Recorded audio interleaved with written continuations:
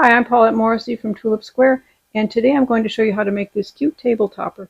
We call it Coffee Time, I believe, and it's just 9 squares and 4 of them feature cute little big old coffee mugs.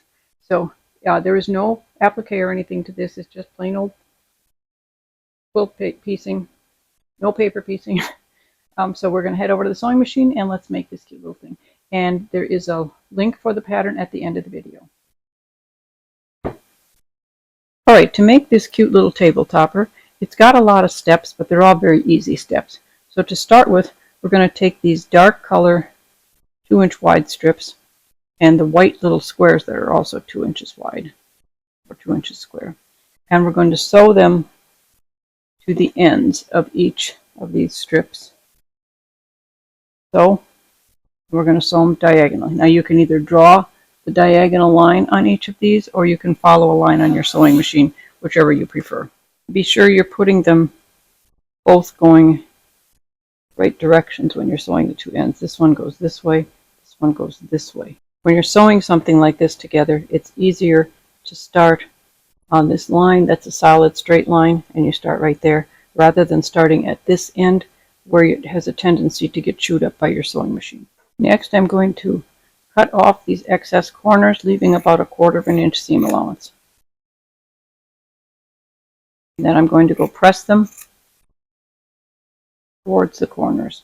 Now we have 4 little pieces like this all done, and I'm going to set those aside. I believe these are the saucers. And then we're going to take these pieces where you only have 7-inch white and 2 of the darker ones of the same length, and we're going to just sew them together in a strip like this. There will be a link for the pattern at the end of the video, so watch for that. It will give you all of the sizes and dimensions and numbers of pieces you need, plus obviously these step-by-step instructions. Now once these 3 pieces are sewn together like this, I'm going to go press them toward the light aqua, or whatever color you're using, but towards the outsides. And then I'm going to cut 4 pieces out of this. We've got these 4 little pieces. I'm going to set those aside. And then we're going to take these little bitty pieces and we're going to sew them together in pairs. I have 4 of the white and 4 of the aqua, and I'm just going to sew them in pairs. Okay, now you've got 4 of these little pieces, and we're going to take the pieces we just finished over here and we're going to sew them up in pairs so that they look like this.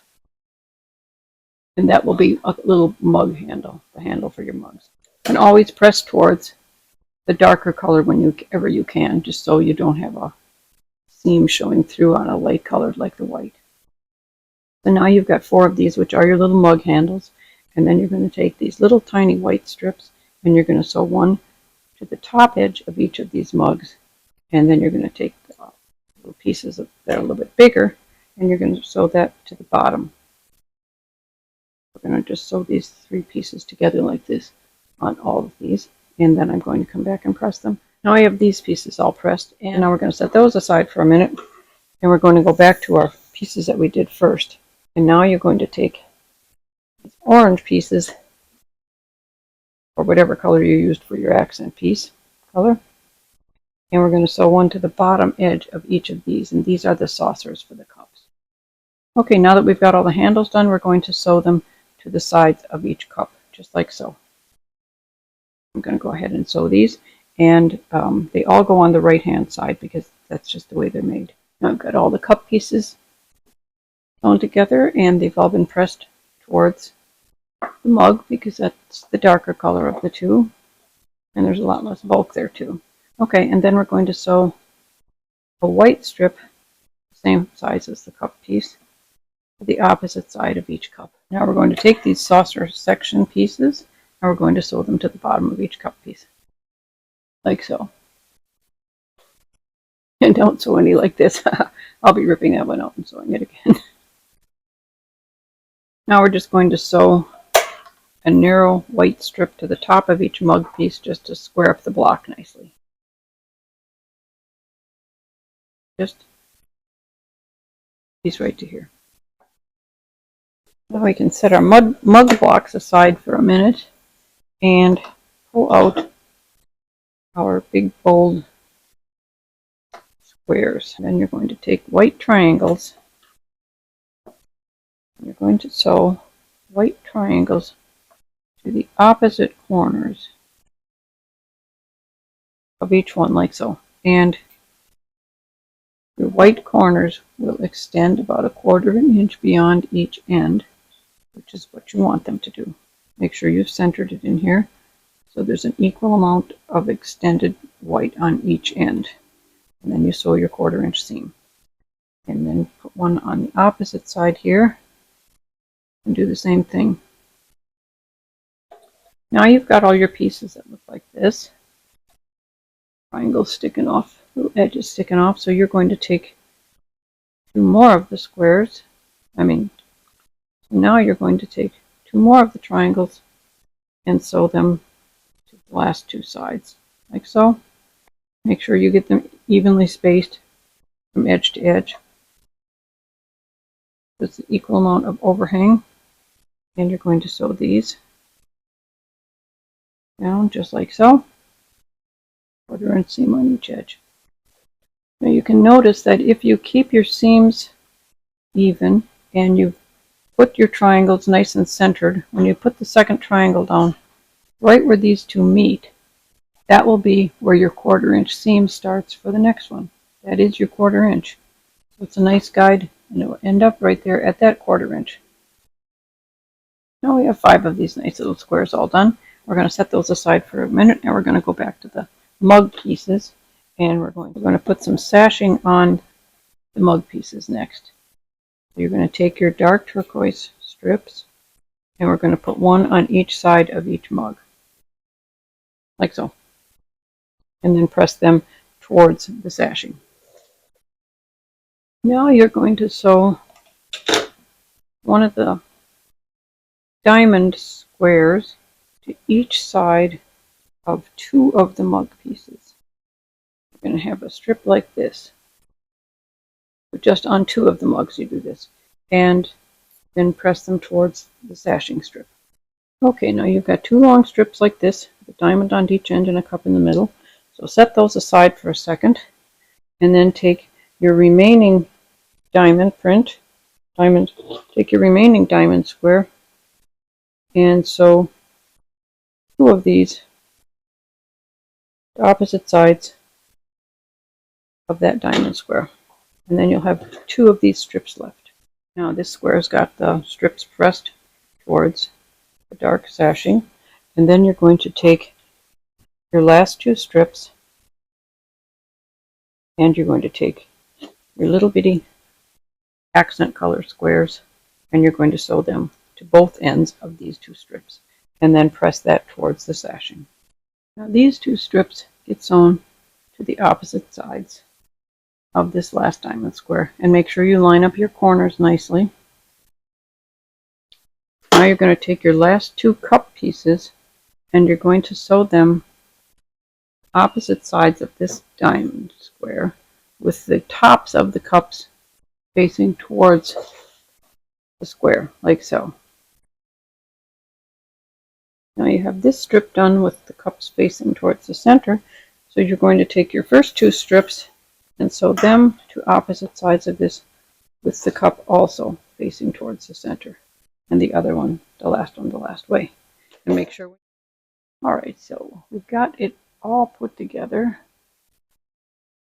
Nice and cute like this.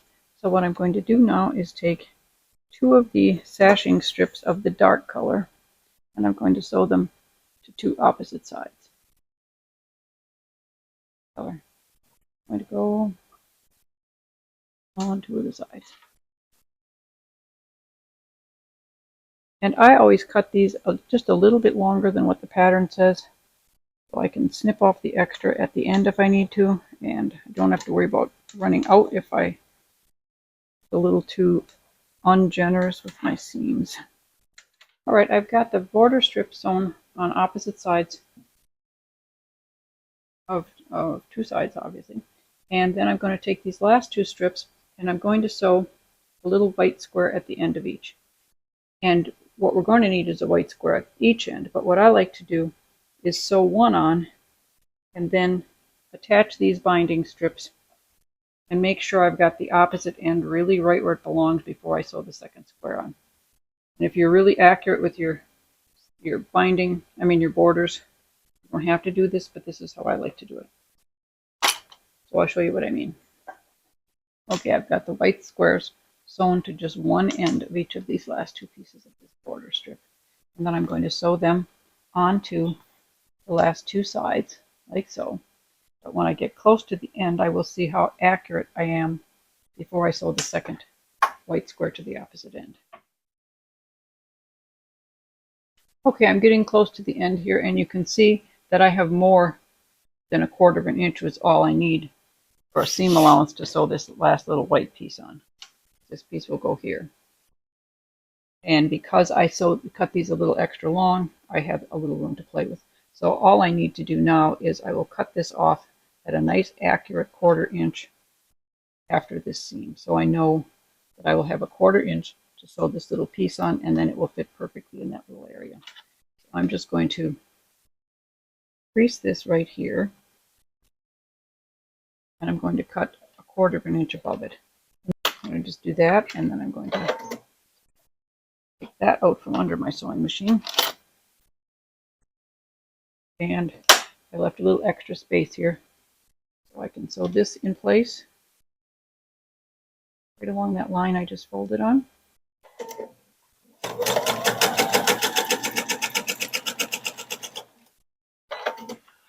It's a little more fiddly this way, but then I get really nice accurate corners for my borders. If you're really accurate in cutting and sewing all your other seams, it won't be an issue and you don't have to do this. Finger press that, and then I finish that seam, and that will nest perfectly right where it belongs, right here. That's nice. I just finish that seam, and I do the same thing on the opposite side. Now we've got that done. We've got nice perfect corners everywhere, and your table runner is all finished. That wasn't bad at all, was it? So now you know how to make this cute table topper. It was pretty easy, wasn't it? There's, a number of pieces and a number of steps, but nothing difficult at all, and it's easy enough even for beginners to do because there's nothing hard about it. So I hope you enjoyed this video. There is a link for the pattern right at the end of the video here, and if you like this video, please hit the subscribe button and hit the little bell if you want to be notified when we put up new videos, which is every Saturday morning, and of course hit the subscribe button. I will see you next week with a brand new video. Bye bye. Have a good week.